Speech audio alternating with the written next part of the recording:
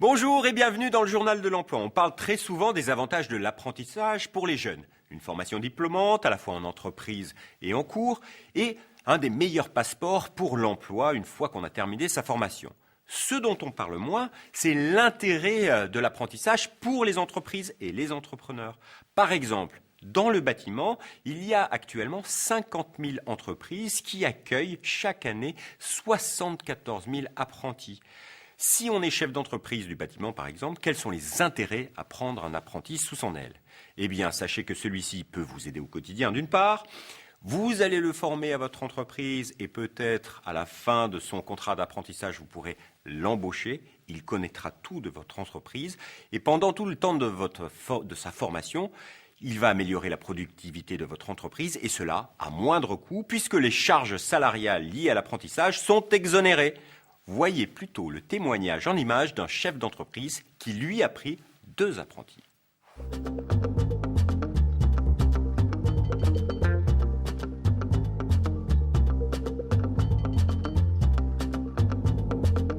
Dans mon entreprise, on fait plomberie et chauffage, donc sanitaire, installation de chaudière, entretien. J'ai 2 apprentis et 2 salariés.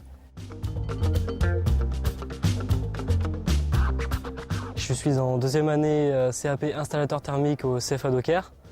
Nous, en tant qu'apprentis, on aide beaucoup nos patrons. Ça dépend de l'expérience qu'a l'apprenti. Sinon, moi, ça m'est déjà arrivé de faire des soudures, de faire des cintrages.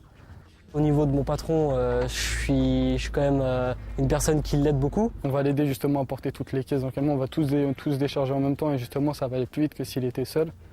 Donc on va l'aider, ainsi de suite. Et pendant qu'il va faire quelque chose, par exemple, il va nous donner une tâche. Si tu peux déballer ce radiateur ou faire les tracés, poser les colliers, après on va aller cintrer, on va faire tout ça. Et en même temps, il nous explique tout, donc c'est super. Les 2 apprentis nous apportent du gain de temps au niveau chantier. Sur une journée, il peut nous apporter jusqu'à 1 ou 2 heures, donc de la productivité. Donc j'ai pris les 2 apprentis, je suis très content parce que ça a aidé à progresser beaucoup mon entreprise. C'est grâce à eux que j'ai pu embaucher un ouvrier. À 20 degrés, le radiateur va se fermer tout seul. Okay. Il va se rouvrir si la température baisse. Okay. Et il régule tout seul. Okay. Voilà. Tu vas faire, Jérémy, tu vas me le revisser. Ouais. Donc tu vas me revisser celui-là, Yohan il me revissera le retour. Apprendre un apprenti, c'est d'abord véritablement investir sur l'avenir. Un apprenti dans une entreprise, c'est un élément, je dirais, poil à gratter. Un jeune, c'est curieux, c'est envie de savoir, c'est envie d'apprendre. Et puis la profession se doit évidemment de préparer l'avenir.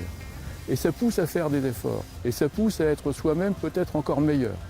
Voilà, je pense, le principal argument pour un chef d'entreprise aujourd'hui, pour prendre un jeune et l'aider à monter et à réussir sa vie personnelle et professionnelle. C'est vrai d'avoir du sang neuf dans l'entreprise, c'est très très bien. Donc ça nous apporte beaucoup de choses. Beaucoup de vivacité.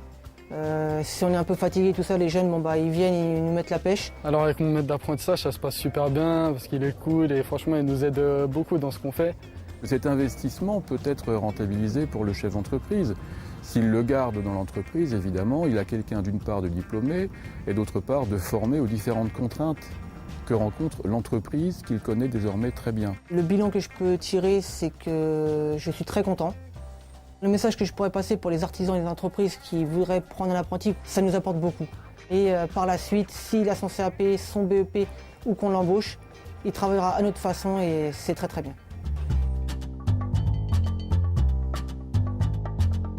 Former un apprenti à son entreprise, à sa manière de faire, c'est l'avantage que présente le système de l'apprentissage pour les entrepreneurs. Rappelons également les mesures qui facilitent ce type de recrutement.